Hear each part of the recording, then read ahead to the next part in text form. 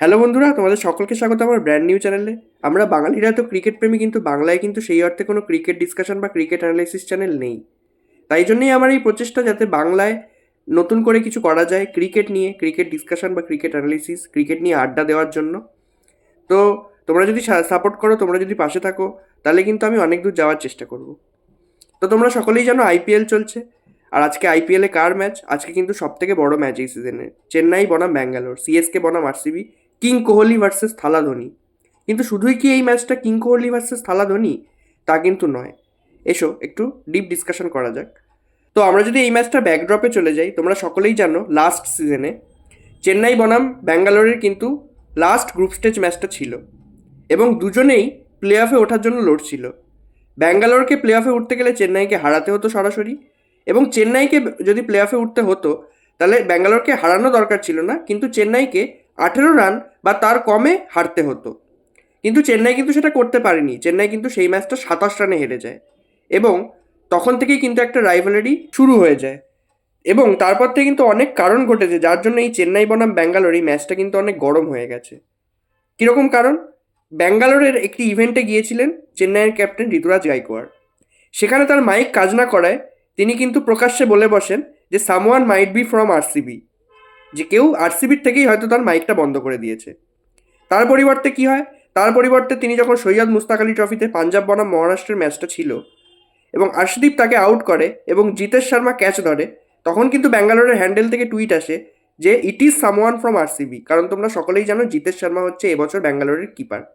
এবং তারপর থেকেই সোশ্যাল মিডিয়াতে চেন্নাই এবং ব্যাঙ্গালোর দু তরফের ফ্যানদের মধ্যেই কিন্তু ভীষণ রকমের একটা গরমাগর্মি চলছে। তো এসবের ফলেই কিন্তু আজকের এই ম্যাচটা এই সিজনের বলতে পারো সব থেকে বড় ম্যাচ। চেন্নাইয়ের কাছে রিভেঞ্জ ম্যাচ, আগের সিজনের রিভেঞ্জ। এবং ব্যাঙ্গালোরের কাছে কিন্তু এটা খুব বড় একটা সুযোগ চেন্নাইতে গিয়ে চেন্নাইকে হারানোর, কারণ এটা কিন্তু তারা একবারের বেশি করতে পারেনি। তো আমরা যদি হেড টু হেডে চলে যাই, হেড টু হেডে যদি কথা বলি তাহলে কিন্তু সেখানে কোনো তুলনাই নেই। কারণ কি?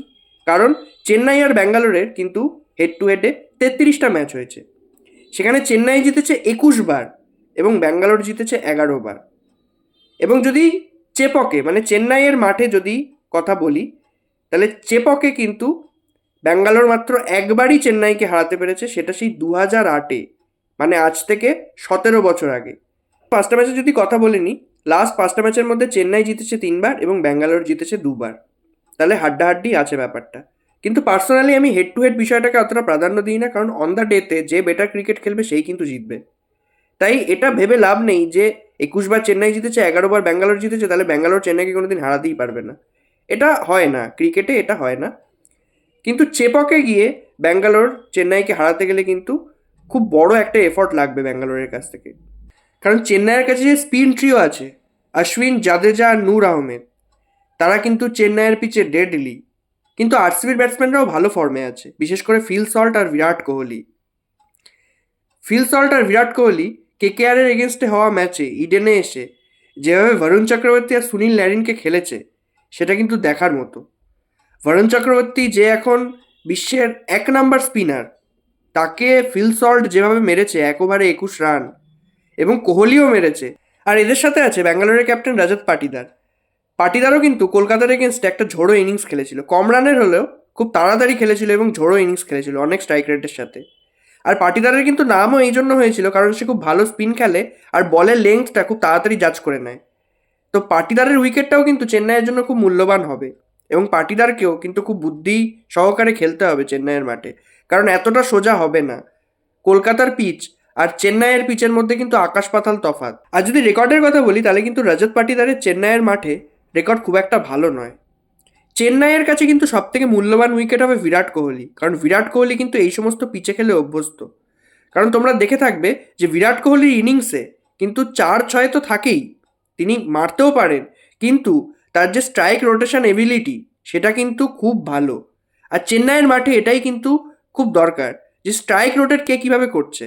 তো আমার মতে ব্যাঙ্গালোর ব্যাটিং একভাবেই ভালো করতে পারে, সেটা হচ্ছে কোহলির চারপাশে যদি সমস্ত ব্যাটসম্যানরা খেলে, মানে কোহলি এক সাইড ধরে থাকবে এবং বাকি ব্যাটসম্যানরা যদি চার্জ করে, তাহলে কিন্তু এই ম্যাচটা ব্যাঙ্গালোর বার করে নিয়ে যেতে পারে। আর যদি ব্যাঙ্গালোরের বোলিংয়ে চলে আসি, দেখো প্রতিবার ব্যাঙ্গালোরের কিন্তু একটাই সমস্যা হয়, তাদের বোলিং। তাদের ব্যাটিং কিন্তু সেই প্রথম থেকেই ভালো, আগাগোড়াই ভালো, কিন্তু তারা চ্যাম্পিয়নশিপ কোনোদিন জেতেনি। তার প্রধান কারণ হচ্ছে তাদের বোলিং। তারা কিন্তু এইবার শুধু তাদের ব্যাটিং না, তাদের বোলিংটাও স্ট্রং করার দিকে নজর দিয়েছে।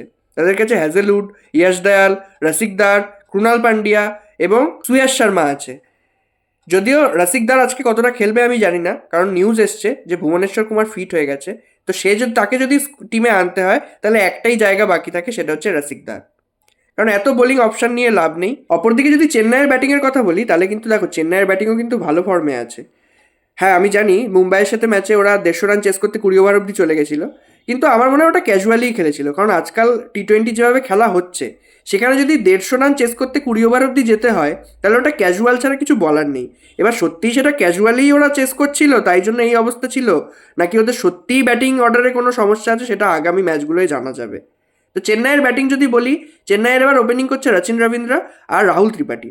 রাহুল ত্রিপাঠীর উপর কিন্তু চেন্নাই ম্যানেজমেন্ট এবং ক্যাপ্টেন ঋতুরাজ গাইকোয়াড়ের অনেক ভরসা। তো সে কতটা ডেলিভার করে সেটা কিন্তু দেখার থাকবে। আর রচিন রবীন্দ্র ওদিকে ভালো ফর্মে আছে, মুম্বাইয়ের ম্যাচেও সে ভালো খেলেছে, এক সাইড ধরে দাঁড়িয়েছিল এবং লাস্টে সে ফিনিশও করলো। তারপরে স্বয়ং ঋতুরাজ গাইকোয়াড় নিজে, যে কিন্তু একটা ঝোড়ো ইনিংস খেলেছিল মুম্বাইয়ের এগেনস্টে, যেখানে সবাই কম কম স্ট্রাইক রেটে খেলছিল, সেখানে কিন্তু ঋতুরাজ গাইকোয়াড় এসে 200 স্ট্রাইক রেটে মেরে গেছিল মুম্বাইকে। তবে যদি চেন্নাইয়ের মিডল অর্ডারে আসি, তাহলে চেন্নাইয়ের মিডল অর্ডারে কিন্তু মেন ব্যাটসম্যান শিবম দুবে। শিবম দুবের ফর্ম নিয়ে কিন্তু আমার যথেষ্ট সন্দেহ আছে, কারণ আগের ম্যাচেও সে যেভাবে খেলেছিল আমার কিন্তু অতটা কনভিন্সিং লাগেনি। এছাড়া আছে দীপক হুডা, স্যাম কারান। তো এবার যদি সিএসকের বোলিংয়ে চলে আসি, তাহলে সিএসকের বোলিংয়ে যে স্পিন ট্রিওর কথা বললাম, তারা ছাড়াও কিন্তু এবার আছে খালিল আহমেদ, যে কিনা আগের ম্যাচে রোহিত শর্মা সহ আরও 2টো উইকেট নিয়েছিল। মোট 3টে উইকেট নিয়েছিল 29 রান দিয়ে। তাহলে সে কিন্তু খুব ভালো ফর্মে আছে।